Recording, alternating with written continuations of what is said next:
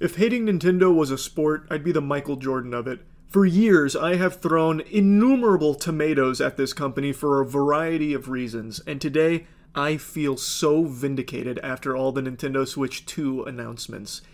Now, first things first, the games they showed look incredible. I was actually salivating and ready to make a whole video glazing Nintendo for how hype the announcements were. The new FromSoft game, The Duskbloods, that came out of nowhere, and we finally got a couple of tiddlywinks, almost fucking, subliminal messaging of Silksong. It was only 6 seconds worth of footage, but Silksong got a release date this year. Those are two things I said would never happen. A FromSoft reveal and Silksong information. I said would never happen at a Nintendo Direct or anything. And then bang!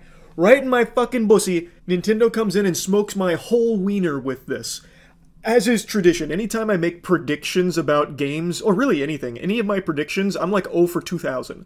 I actually feel like when I make a prediction, I am jinxing it and manifesting the opposite into reality. So actually, I think a lot of people should thank me for these predictions, because I feel like if I never said anything, we would not see anything from Silksong, nor would there even be a new FromSoft title. I'm just saying. But amazing announcements. Even aside from those, there were just so many cool things that they showed at the Nintendo Direct. And then immediately after it ends, while they're still riding this high, they have all this hype, they hit everyone with the cold water. They give so much bad news about the Switch 2, from the pricing to the way physical copies are treated, and all of it completely ruined everyone's excitement. It was a masterclass in how to take the wind out of your own sails. It was just deflating. You got more bad news following the Nintendo Direct than all of your party members down the Oregon Trail, suffering from all of those diseases and ailments every time you take 2 steps. Nintendo did an immaculate job of completely wiping their ass with all the goodwill they built up from that fucking Direct. So I want to start with the most infuriating. Some Nintendo Switch 2 games will be more expensive.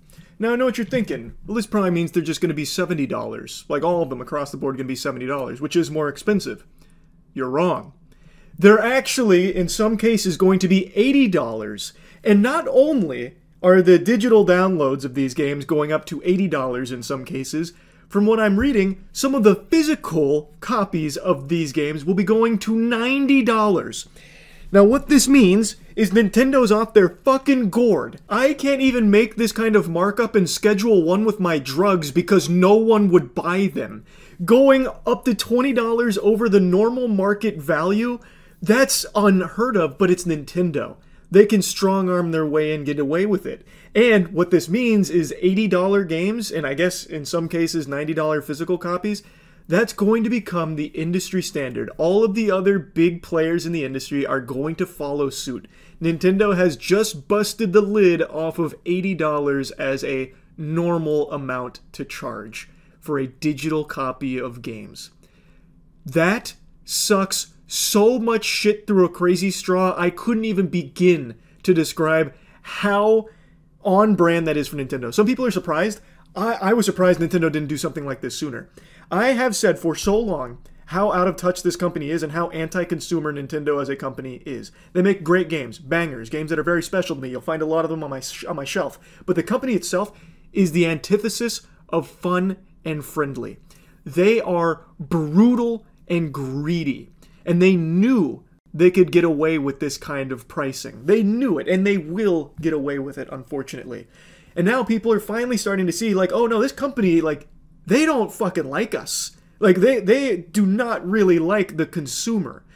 And I feel so vindicated. I feel like, our ancestors way back in the day when that one person spoke up and said, what if instead of eating it raw, we cook our meat? And then he got, pummeled by rocks from the rest of the group. Well, that was me. And now instead of throwing rocks, people are finally being like, no, wait, maybe this meat is getting cooked here. Nintendo is a meat cooker of ass. I got lost in the analogy I was trying to make. Point is, I've said for so long how mean of a company Nintendo is and how they do not respect you. This company wouldn't piss in your mouth if you were dying of thirst unless you paid them $60 up front for the convenience fee.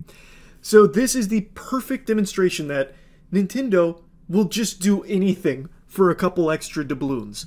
So they are now at the $80 price tag for some of their games, which will no doubt have a pretty big effect on the rest of the gaming sector as a whole.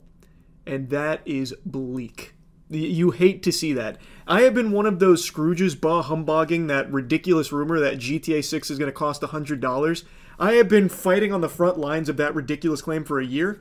After seeing Nintendo drop this shit here, I'm starting to think Rockstar might just try it too. Because it really, you can basically charge whatever you want. Nintendo is now setting the precedent, and I think Rockstar will follow. Maybe GTA 6 truly will cost $100. Now, I made a brief mention at the beginning of the video about how they're treating physical releases, and this is what I was referring to. It's about their game key card.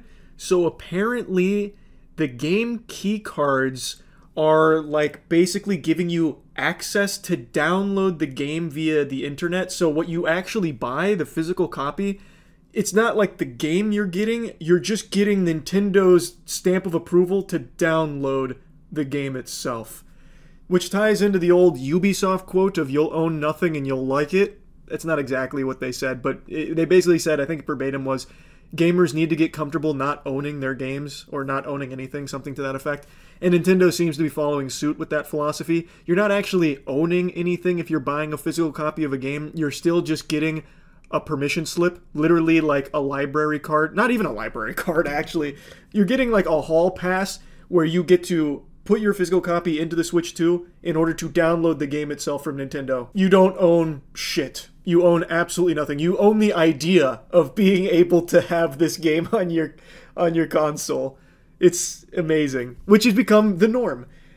Now, I have always, not always, but for like the last like 8 or 9 years, I've been like a big digital downloader. I haven't really bought physical copies in a while. But over the last year, you've heard me talk about it quite a bit. I've become a huge advocate for physical copies of things because, as we've seen time and time again, you don't own it, so you can lose access to it forever because it's not really yours.